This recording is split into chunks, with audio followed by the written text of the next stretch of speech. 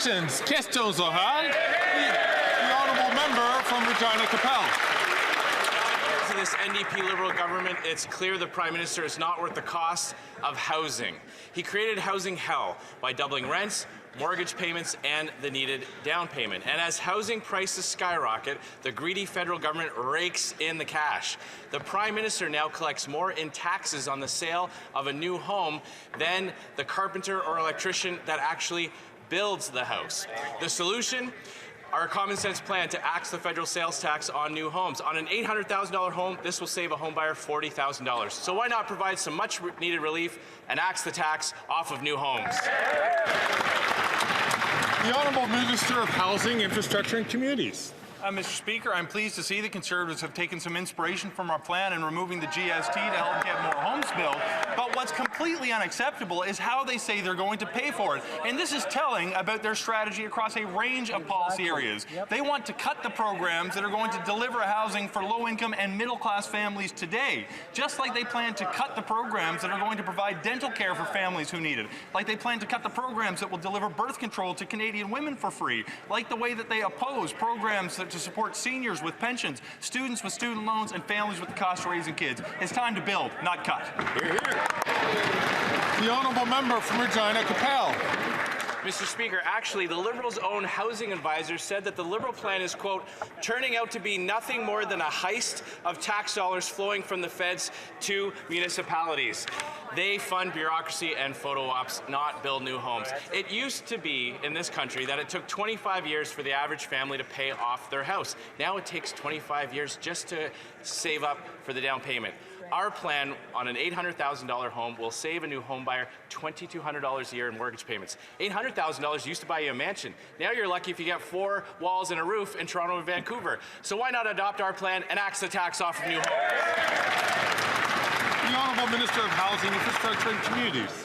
Mr. Speaker, when he says adopt their plan to cut the supports for cities who are going to build home, so plans to cut the money that's actually going to build the infrastructure to make home building possible. He talks about bureaucracy. He must not have read the line in his own plan that says that they want to hire new bureaucrats just to run a snitch line if you don't like your neighbor's housing policies. They came up with this stuff on the backside of a napkin after Googling housing for 5 minutes. When you actually talk to the people who have experience building homes, they will tell you how to get it done. We're going to follow the advice of the people who are building homes and talk to the people who have lived experience with housing needs.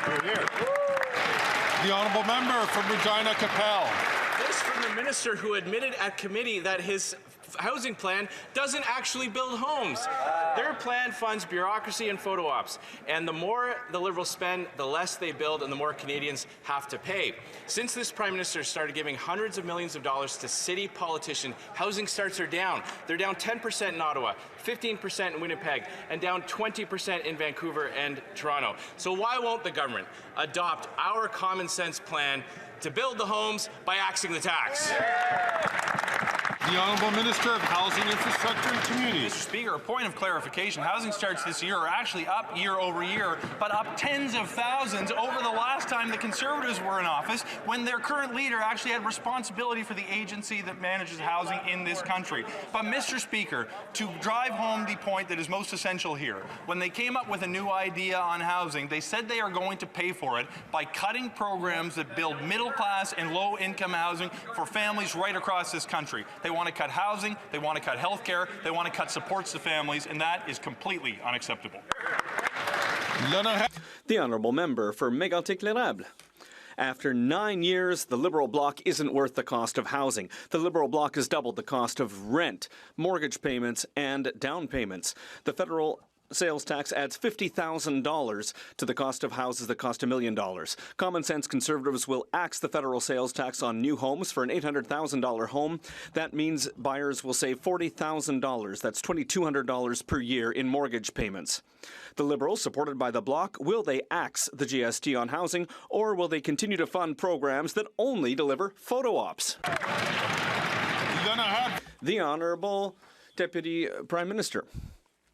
Mr. Speaker, during a rare press conference, the Conservative leader gave an honest answer about his plan to make cuts. He said, we are going to cut programs 2 for sure, and others that are underway. Under the Conservatives, Canadians will have fewer homes built more slowly.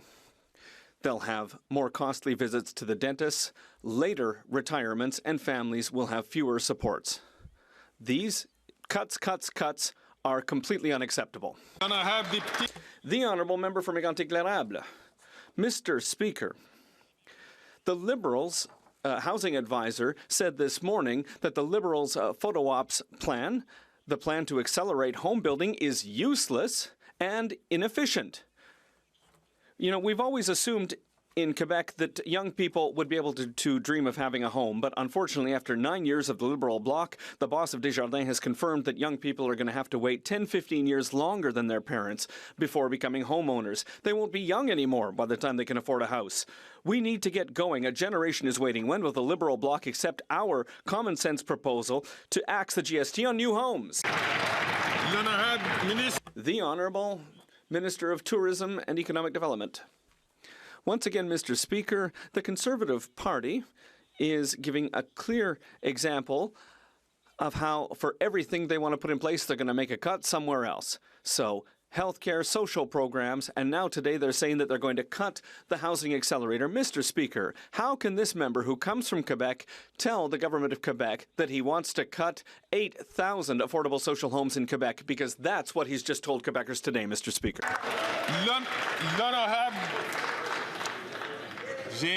I would invite honourable members, if they wish to ask questions, to please put their name on the lists. And the Speaker will be very happy to recognize them. The Honourable Member for La Prairie.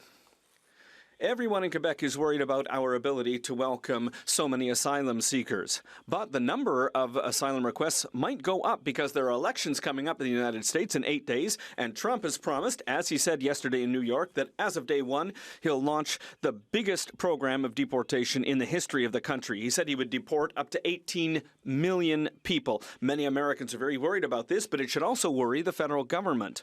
Does the government have a plan if migration from the United States suddenly becomes a flood? The Honourable Minister of Immigration. Yes. The Honourable Member for La Prairie.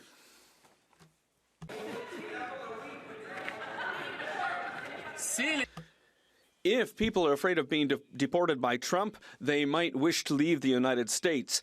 They could be many to consider going north instead of south. And remember, the last time that Trump promised deportations, it started off what we saw at Roxham Road, and we're still living with the consequences of that 7 years later. Governing means planning. It's not just saying yes. So without assuming what the results of the election will be, can the government please reassure us that there's a plan in case there's a massive increase in the number of asylum seekers, and not just say yes? The Honourable Minister of Immigration Citizenship. Well, once again, Mr. Speaker, yes, we have a plan. The reality is that we've always managed the border with the United States, and it'll continue to be that way after the upcoming election. The Honourable Member from Vancouver East. Abortion care is under threat in Canada. Women don't want more liberal talking points. They want protection. Women and gender diverse people are seeing hateful anti-choice rhetoric creep into Parliament, spread by the Conservatives under their leaders' watch. Right. Clinic 554 closed in New Brunswick, and abortion care across Canada has been chipped away at. So while the Liberals' words are nice, their lack of action is dangerous. Yeah. Will the Liberals stop their grandstanding and start making sure every person in Canada has equal access to abortion care? The Honourable Minister of Health. Yes, Mr. Speaker, absolutely. That's exactly what we're doing and working with provinces and territories to make sure that the investments that we have in sexual health are there to make sure that women have access to an abortion. That's why we're advancing the work we're doing on pharmacare to make sure that women have both the contraception and access that they need. But on the point, and this is an extremely important point, when the Conservatives have such a huge number of people in their caucus who are anti-choice, who are standing up against women's rights, we have to call that out. A woman has full autonomy and right over her body. There is no member of this legislature or anybody who should claim to have authority over a woman's body. The honourable member from North Island, Powell River. Mr. Speaker, it's very hard to implement a right when the Liberals don't assure access.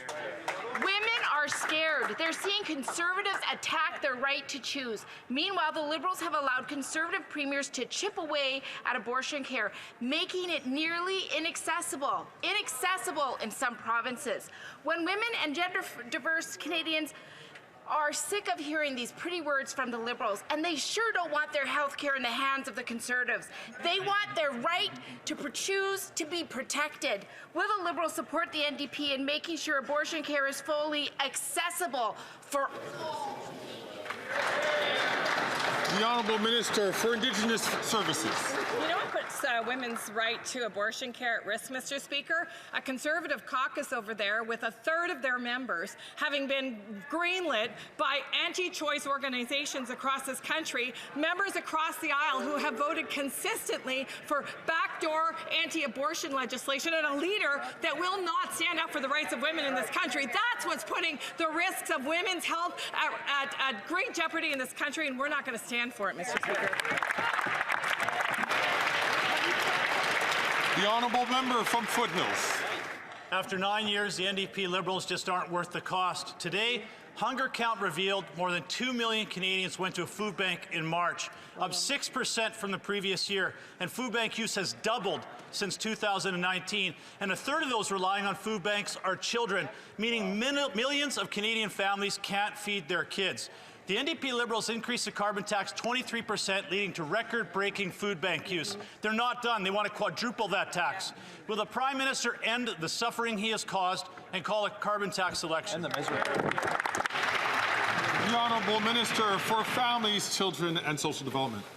Mr. Speaker, we recognize that we've been living through expensive times, and that's exactly why we've made investments in Canadians and their families. Investments like the Canada Child Benefit, Mr. Speaker, introducing the Canada Disability Benefit, increased investments in housing, Mr. Speaker. The Leader of the Opposition has continued to oppose us at each and every step, and now has announced his plans to cut even further. We will fight for Canadians, Mr. Speaker. The honourable member from Foothills. I'm glad at least one Liberal minister understands Canadians are living in expensive times that their policies caused. But let me help her with her answer. Food insecurity in Canada is up 111%. 2 million Canadians went to a food bank in a single month. Food inflation is a staggering 37% higher in Canada than it is in the United States. The Parliamentary Budget Officer already confirmed what Canadians know: the carbon tax is all pain, no gain. Will the Prime Minister stop his tax tricks and give Canadians the treat of a carbon tax election this Halloween? The Honourable Deputy Prime Minister and Minister of Finance.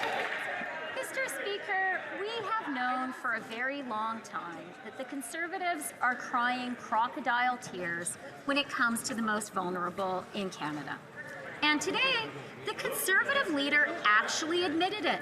He said, and I quote, "We're going to cut 2 programs for sure and more beyond that." So now we know they're going to cut childcare. They're going to cut the Canada Child Benefit. They're going to cut dental care. They're going to cut pharmacare. They're going to cut support for seniors. That is unacceptable. We won't let them do that. Although the chair couldn't hear, there was some back and forth. I'm going to ask honourable members please not to take the floor unless recognised.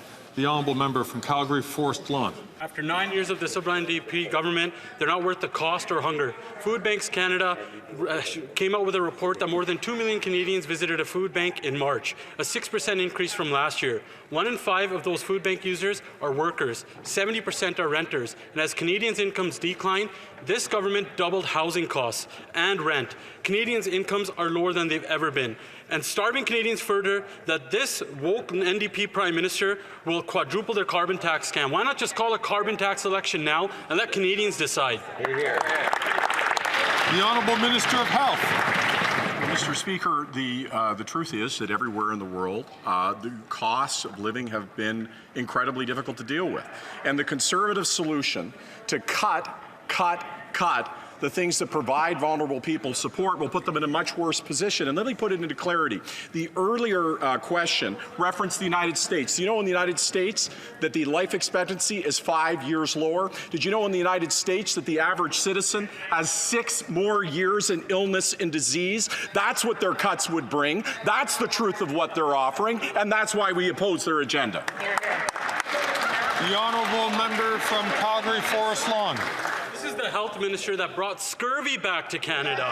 And they don't want to talk about the 2 million Canadians that they sent into a food bank in a single month, a third of which are children. They don't want to talk about going down the path of their radical plan to quadruple the carbon tax when they know 1 in 4 Canadians are already skipping meals and 1 in 5 food bank users are workers. They also don't want to talk about the fact that their plan was to always double housing costs. Why don't they just do everyone a favor? Why don't these economic arsonists stop gaslighting Canadians and call a carbon tax election now? The honourable Minister of Health. Mr. Speaker, what else is back? Tuberculosis, measles, syphilis. Why does this happen? It's because the slogan machines on the other side, diving deep into the threads on Reddit, are creating and spreading information that confuses the health landscape and means that things that we had long put behind us come back. We cannot afford the kind of misinformation and the kind of nonsense that they spin, not only because it is not true, but because it put lives at risk, Mr. Speaker.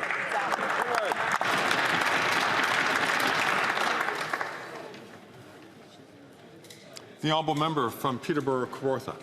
After 9 years, the NDP Liberals are not worth the cost. Today, Food Banks Canada released their 2024 hunger count, and the stats are heartbreaking and record-breaking. Over 2 million Canadians used a food bank in 1 month. 700,000 of those users in 1 month in Canada were children.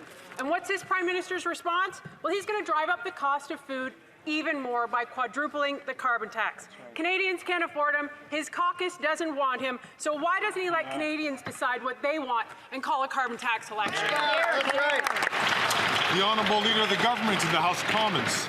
Thank you, Mr. Speaker. Mr. Speaker, when Canadians are facing tough times, what should a government do?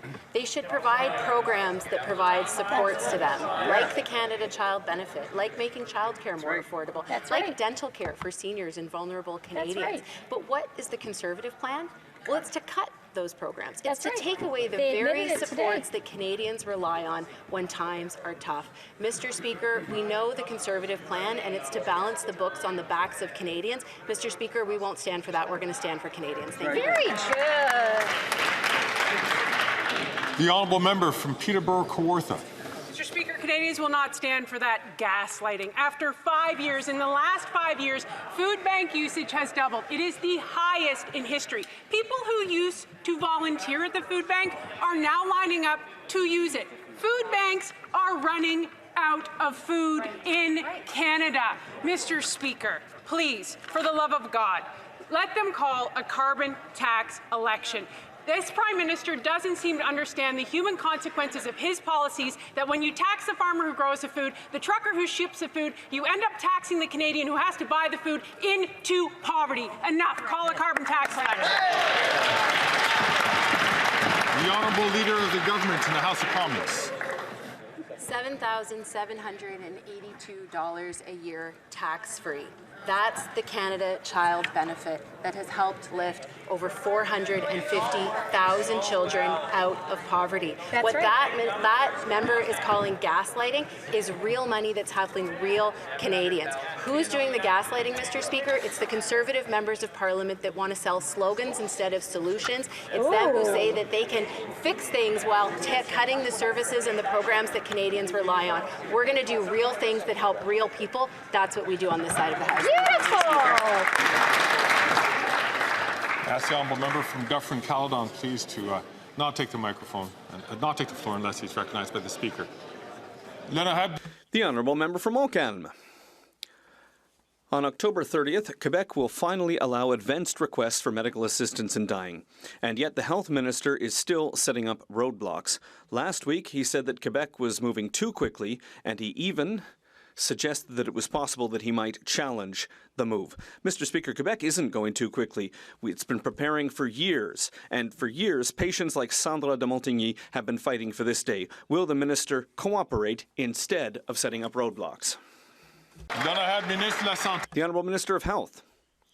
Always, Mr. Speaker, we're always ready to cooperate, and on such a delicate subject as advanced requests, it's absolutely essential that we make sure that there is a national conversation, and also to make sure that our system is ready.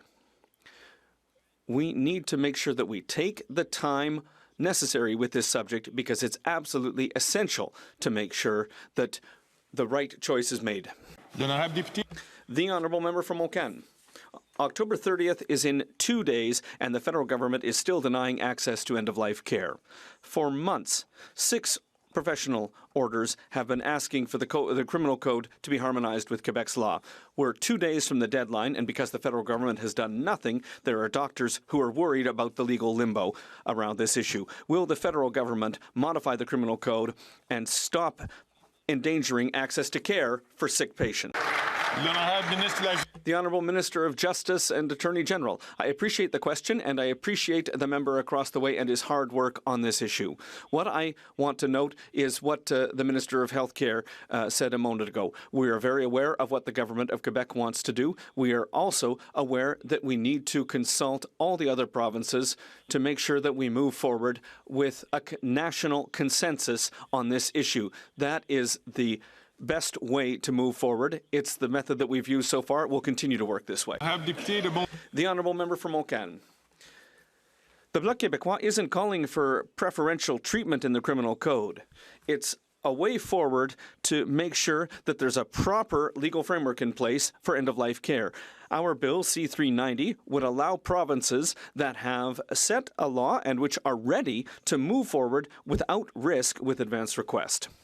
It respects the rhythm that the provinces are working at. It shows respect for healthcare professionals and respect for patients who want to make decisions regarding their own body and their own care. The government's been dragging its feet for a year and a half. When will it act? The Honourable Minister of Health. Well, thank you, Mr. Speaker. And I have, I really appreciate the work that my colleague across the way has done. I lost my grandmother to Alzheimer's. It was very, very difficult for my family. I understand this subject. It's a truly delicate subject, and it's absolutely essential that there's a national conversation. And I need the time to speak with my counterpart in the provinces and territories and to make sure that the system is ready, Mr. Speaker. The Honourable Member from Battleford, Lloydminster. Mr. Speaker, after 9 years, the NDP Liberals are simply just not worth the cost. Low-income Canadians are now spending 80% of their income on housing and food. The NDP Liberals' housing and food inflation is forcing millions of Canadians to rely on food banks. Still, this Liberal government is hell-bent on continuing to increase the cost of groceries by their punishing carbon tax. Will the Prime Minister give Canadians the carbon tax election that they so desperately need? The Honourable Minister for Families, Children and Social Development. Mr. Speaker, on this side of the House, we're making investments to help support families and children across this country. We've seen almost 1 million families who have benefited from our $10 a day national child care program. We've seen 3.5 million families who are receiving our Canada Child Benefit each and every month, providing much-needed support. We've seen CCB help lift hundreds of thousands of children out of poverty. These are investments that we're making on this side of the House to ensure that we're there for Canadians and families. The Honourable Member from Battleford, Lloydminster. Mr. Speaker, that Liberal government is pushing Canadians to the brink, and they should be ashamed of their carbon tax fixation and that it has made life's basic necessities unaffordable. Housing costs have doubled, and food bank usage has soared past 2 million visits per month. It has gotten so dire that 30% of food banks are now running out of food. Mr. Speaker, It's quite simple. Will the Prime Minister call a carbon tax election so that Conservatives can offer Canadians some relief? The Honourable Minister of Justice and Attorney General. It's getting a little bit difficult to take anything seriously that comes from that side of the House. If there was an actual volition to address child poverty, maybe they wouldn't have sent checks to millionaires and then taxed that money back. If there was an actual volition to address child food security, maybe they would get behind the National School Food Program. All they know is cuts. And what does that mean? That means cuts to taxes if you're rich and cuts to services if you have less. That's not what we stand for on this side of the House. We'll continue to fight for Canadians. The honourable member from Cumberland Colchester. After 9 years, the NDP Liberals are not worth the cost, and Canadians are hurting. This government has made life miserable for Nova Scotians with their crushing carbon tax that has increased food prices by 23%. And of course, on top of that, they plan to quadruple the carbon tax. What's the result? 53% more Nova Scotians are going to food banks now than 5 years ago. Almost 40,000 Nova Scotians rely on food banks every month, 12,000 of whom are children. Will the Prime Minister call a carbon tax election? The Honourable Minister for Housing, Infrastructure and Communities. Mr. Speaker, it is extremely difficult to take a question of that nature from a Conservative member who himself goes on trips worth tens of thousands of dollars, sipping $1,700 bottles of champagne, while at the same time comes to Ottawa so he can oppose policies that give free food to kids in school. Hear, hear.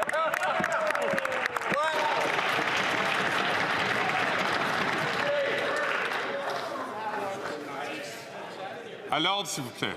Order, please. The Honourable Member for Rosemont-la-Petite-Patrie. Mr. Speaker, do you know how many people need help from food banks simply to eat? Just guess a number. That number is 2 million people, Mr. Speaker. That's an increase of 90% in 5 years. While people go hungry and community groups collapse, the Liberals aren't doing anything. Happy with their results. When will they have the courage to take on the ultra-rich who are stuffing their faces while people are starving? The Honourable Minister for Public Services and Procurement. Thank you, Mr. Speaker. I'd like to say we need to have courage and heart. My colleague is right to insist on the hardships many families are living through, including in my riding. That's why we have to have heart, and to have heart is supporting the school food program, which my honourable colleague voted for. Why are the Conservatives against breakfast clubs in schools, associations in my riding that feed children every single day? Why do the Conservatives call them bureaucratic? From Port Moody, Coquitlam.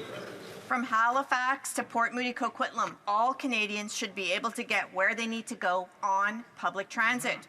But for people living with disabilities, public transit often comes with barriers. The Liberals told people with disabilities they'd make sure cities had funding for accessible transit.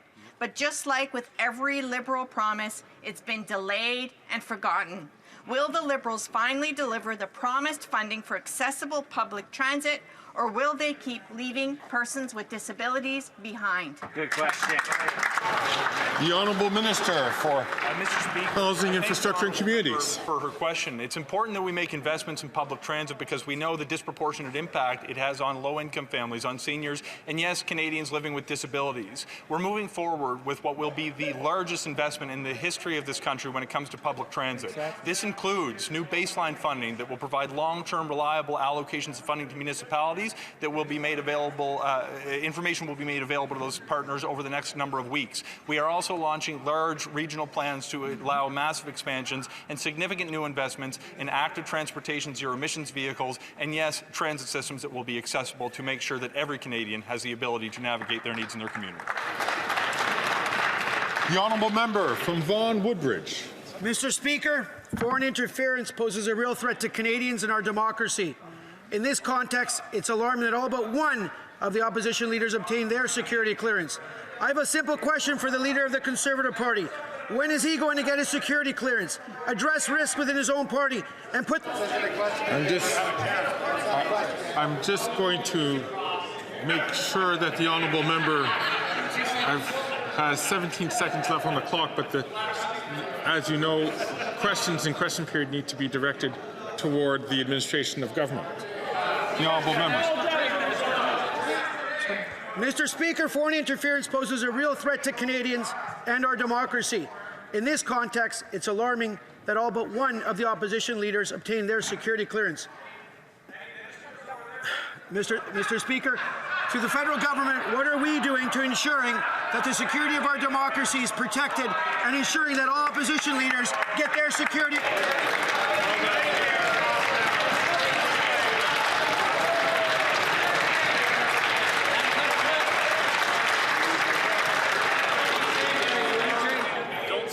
The Honourable Order. The Honourable Minister of Justice and Attorney General. As my colleague from Vaughan Woodbridge said, foreign interference poses a real threat for Canada's national security. Foreign actors want to create uncertainty in our institutions. It's time for all of us to take foreign interference seriously and stop the spread of that uncertainty. I'm going to ask all colleagues, please. Thank you. The Honourable Minister of Justice from the top. Mr. Speaker, as my colleague pointed out, foreign interference poses a real threat to Canada's national security. Foreign actors want to create uncertainty in our institutions. It's time for all of us to take foreign interference seriously and stop the spread of that uncertainty. This includes the Conservative leader. Once again, I have a simple message for him in three-word phrases that the leader of the Conservative Party is sure to understand. It's time to get the clearance, take the briefing, protect the country.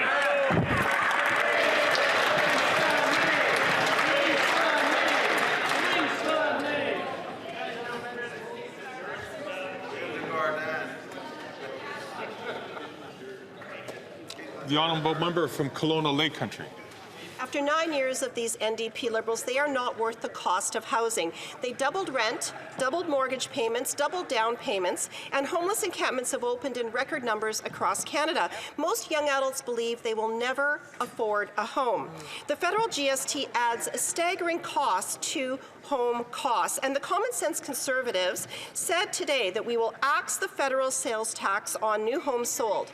For example, on an $800,000 house, this will save home buyers $40,000. Wow. Will the NDP Liberals axe the federal tax on housing, or will they continue to fund their housing photo op programs? The Honourable Minister of Housing, Infrastructure and Communities.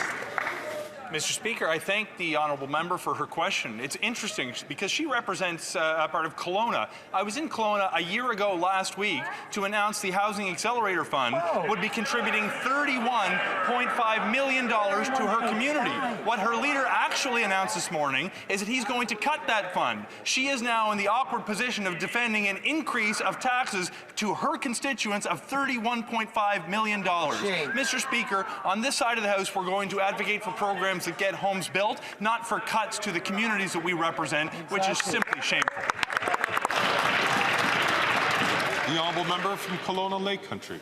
Mr. Speaker, the Liberals' own housing advisors said this morning that the Liberals' photo op fund, the so-called Housing Accelerator Fund, is either pointless or ineffective. And this government has spent billions of dollars. And in fact, housing starts are down by Canada's two largest cities, 20% in Vancouver and Toronto each. Under this NDP Liberal government, housing costs have doubled, rising faster than any other G7 country. And this is a made-in-Canada issue. In 2015, it took 39% of the average Canadian's income to cover home ownership costs, and now it's 60%. Conservatives will axe the federal tax on new homes over $1 million. Will the government listen and... The Honourable Minister of Housing, Infrastructure and Communities.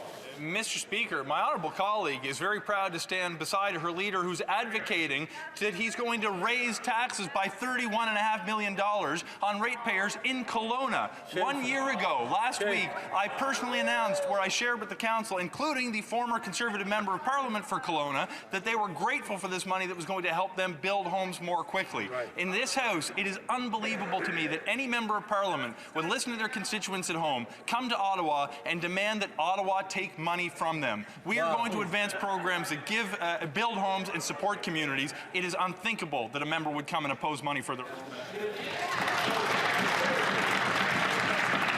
The honourable member from Durham. Mr. Speaker, I'm having a hard time listening to the Liberal Housing Minister defend policies from his government that have failed an entire generation of Canadians, Canadians from our generation who dream of owning a home one day. He continues to talk about the Housing Accelerator Fund, but the Liberals' own housing advisor describes this fund as nothing more than a heist of tax dollars flowing from the feds to the municipalities. That's right. We know the NDP Liberals have turned their backs on a generation of Canadians. When will they stop overtaxing housing so young Canadians can buy a home? Not good question. The Honourable Minister of Housing, Infrastructure and Communities. Mr. Speaker, it's interesting to me how often I see the Canadian Conservatives borrow their policy positions from right-wing populists in the United States. Yes, that might right. be where this particular member learned to advocate for programs that would cut affordable housing. Perhaps it was when he was chatting with his roommate at Yale Law School that he learned how to oppose programs that were going to provide birth control to Canadian women. Maybe it's his engagement in the United States that causes him to deal with the policies to legalize assault-sire firearms. Mr. Speaker, in this House, on this side of the House, we will advocate for policies that build more homes more quickly, not oppose them at every turn. The honourable member from Durham. It's no surprise that this Liberal housing minister continues to turn his back on a generation of Canadians because he's clearly not focused on his job. He wants to talk about what's happening in other countries. Let's talk about what's happening in our country, Mr. Speaker. That's right. The last time Conservatives were in power, houses cost half of what they cost right now. Currently today, under this Liberal government, nearly 39% of the total taxes on new homes in Ontario are going to politicians and bureaucrats in Ottawa. When will this government agree with Conservatives and end the federal GST on housing so young Canadians can... The Honourable Deputy Prime Minister and Minister of Finance. Mr. Speaker, let me tell you what we will never agree with. We will never agree to the Conservative agenda of cuts and austerity. Cuts that will hit the most vulnerable hardest. And Mr. Speaker, the Conservatives, they've been trying to hide their true colors from Canadians. But today, Mr. Speaker, the Conservative leader, he made a mistake. And he admitted what he really intends to do. I'm going to quote him. We're going to cut 2 programs for sure, and more beyond that. So the question today is, what are they going to cut next? And we know it, everything that Canadians...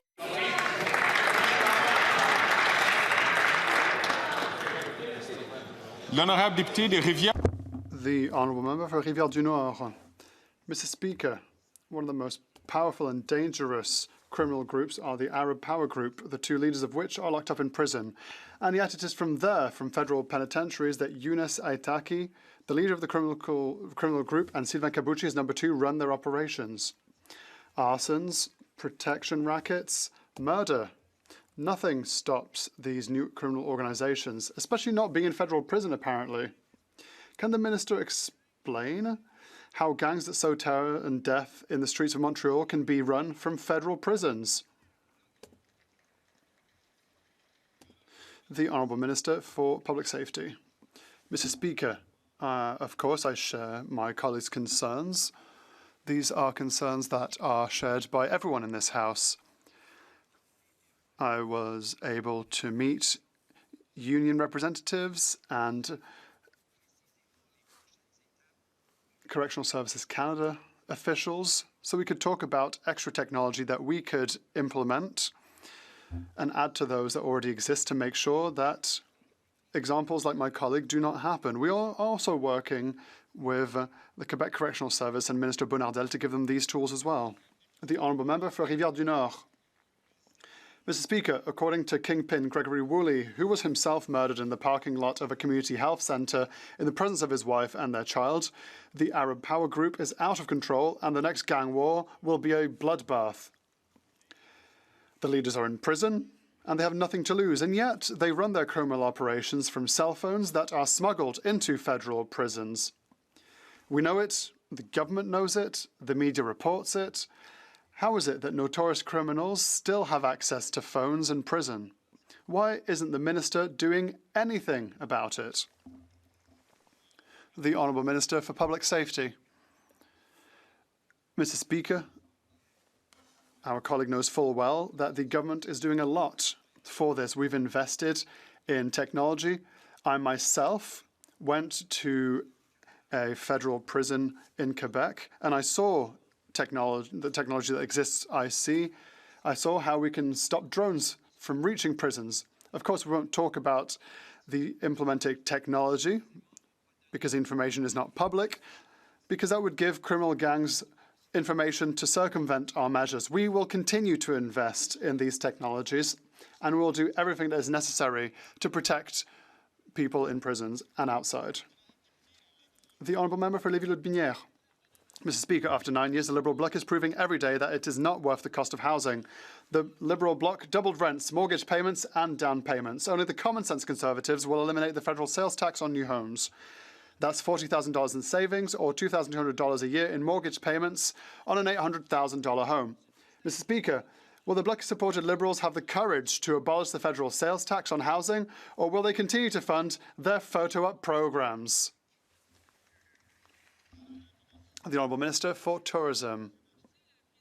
Mr. Speaker, I have a question for my dear colleague across the way. What will he answer to Quebecers when he says that to gain access to property, he and his party will cut social and affordable housing programs?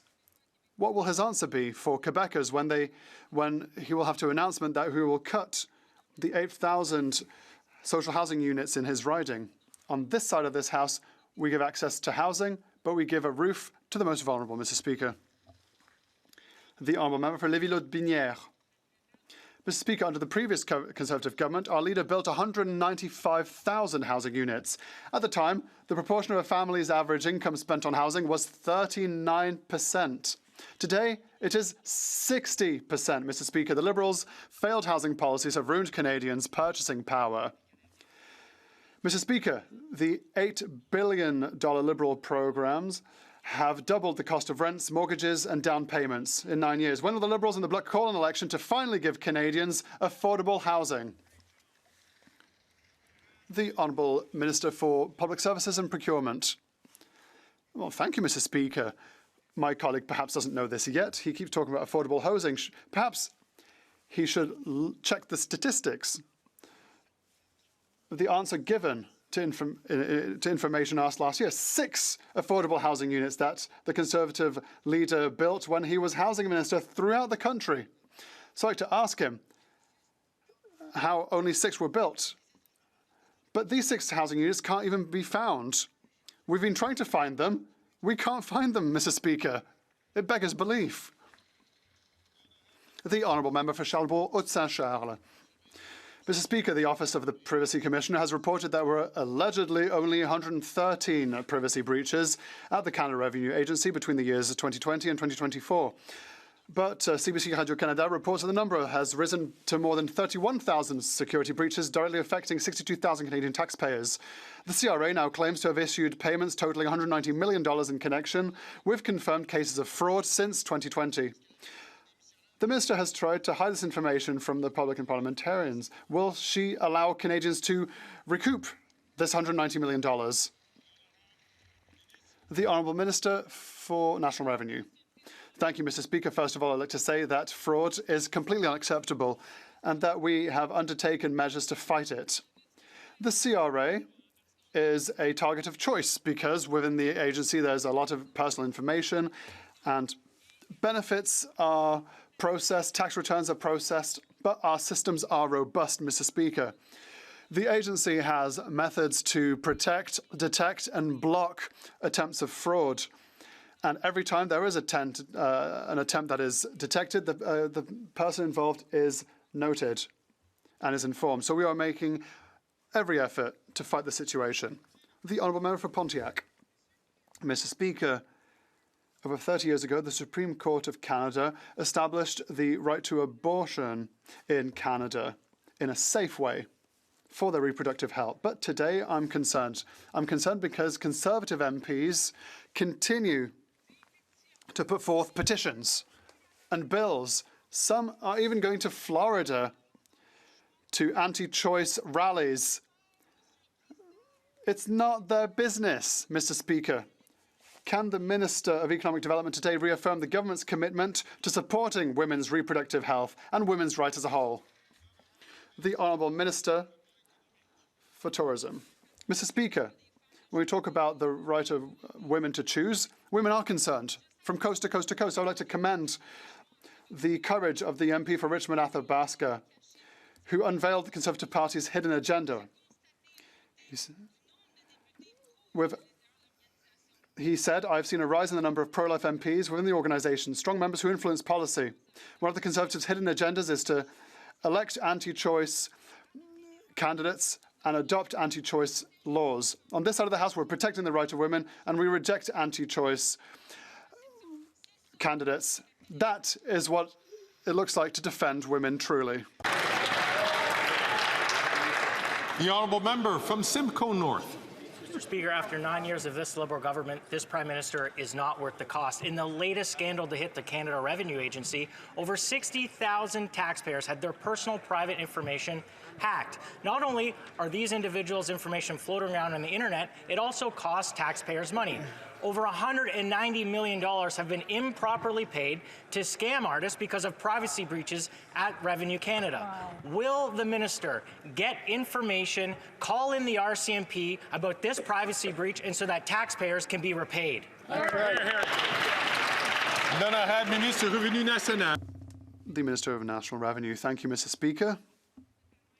Fraud is completely unacceptable. We agree on this, and our government is undertaking necessary measures. The agency, is a choice of target. There's a lot of personal information, many benefits are administered, tax returns as well. But the agency systems are solid. And when there is fraud attempts, we can inform the person who's been affected. Thank you, Mr. Speaker. The Honourable Member from Dufferin-Caledon. Unifor Local 1541 has been without a contract since March of 2023, and they've been on strike for almost 6 months. The employer has called Canadian workers lazy, refused to negotiate a wage increase, refused to bargain, and is effectively trying to bust the union. The union met with this NDP Liberal minister almost 2 months ago and took the unprecedented step of asking the minister to intervene. His response, crickets. Why is this NDP Liberal minister abandoning Unifor Local 1541? Good question.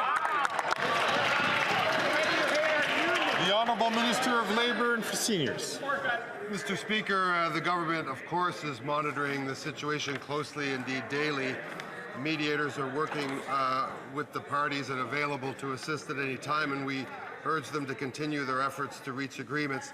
The Canadian Nuclear Safety Commission will continue to monitor this company for regulatory compliance to ensure the safety of workers, the public, and the environment. The facility remains secure. There have been no changes to the security of the site. And of course, Mr. Speaker, we will not let workers down, and we've made it repeated in treaties to the owner to return to the bargaining table. The Honourable Member from Dufferin-Caledon. I can tell the Unifor workers at Local 1541 are going to be absolutely inspired by that heartfelt response from this NDP Liberal minister. Why are these NDP Liberals never responsible for anything, Mr. Speaker? 2 million Canadians using a food bank? Not our fault. Violent thugs out on bail? It's the province's fault. A local employer trying to bust a union? There's nothing we can do but read these talking points. If these NDP Liberals aren't responsible for anything and they can't fix anything, why don't they get out of the way and let a common sense Conservative government fix their mess?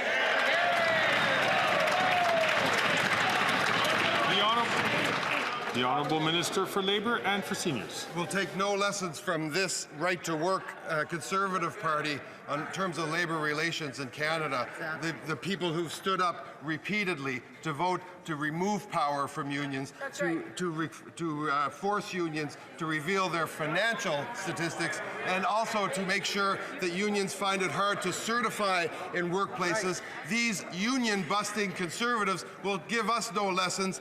I work daily with my colleague from Canada Carleton on this issue, and we will make sure that these workers get the negotiations and the contract that they deserve. Hear, hear.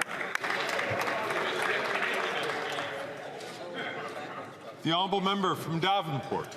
Mr. Speaker, we know that actors like Russia, China and India have attempted to interfere in Canada.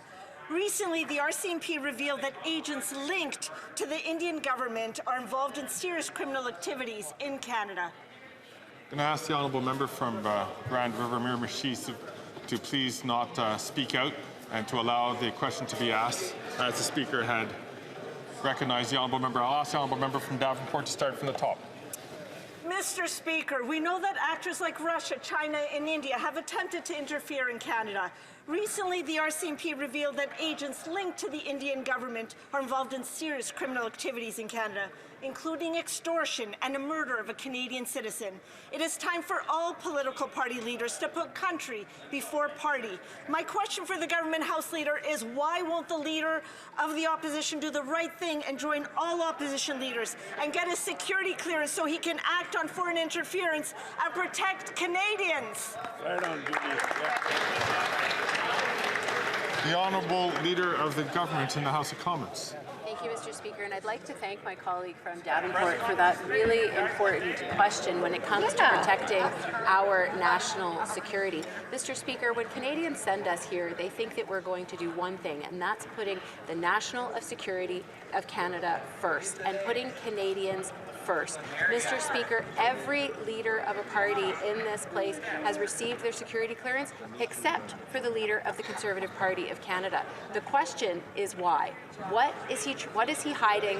What is he trying to protect? And why is he putting himself and his party ahead of the security of Canadians?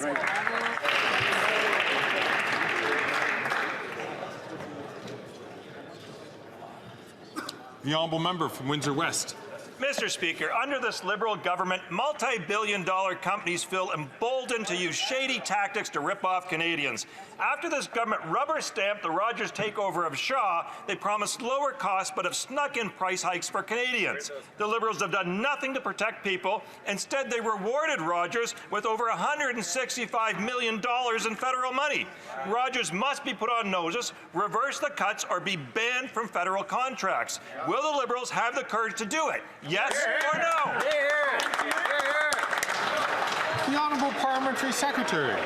Mr. Speaker, our government's top priority from day one is making life more affordable for Canadians, and we're focused on increasing competition and lowering prices in the telecom sector. Since 2023, we're holding companies like Rogers accountable by eliminating switching fees and attacking extra and unnecessary fees, so Canadian consumers are empowered to find a plan that works for them. On this side of the aisle, we're standing up for Canadian consumers by helping them regain their negotiating power. Thank you. The honourable member for Richmond, Athabasca. Mr. Speaker, it has been reported that CBC Radio Canada handed out $18 million in bonuses to executives in 2024. That's quite the situation. Executives are receiving multi-million-dollar bonuses, whilst hundreds of employees are losing their jobs. Yet the public broadcaster is demanding ever greater subsidies year after year to do its job. All this is damaging the reputation of CBC Radio Canada and all its workers. My question to the Prime Minister is simple. Does he agree with these bonuses? And, if not, what does he intend to do to put an end to them? The Honourable Minister for the Environment and Climate Change. Thank you, Mr. Speaker. I'd like to thank my colleague for Richmond Athabasca for his question, but also for his courage in denouncing the Conservative Party of Canada and its positions when it comes to the right of women to choose. I would also like to remind him that CBC Radio Canada is an arm's-length organisation that manages its own budget, and that is the reason for which we've created a society where the government, including the potential Conservative government, would not be able to butt into their decision-making.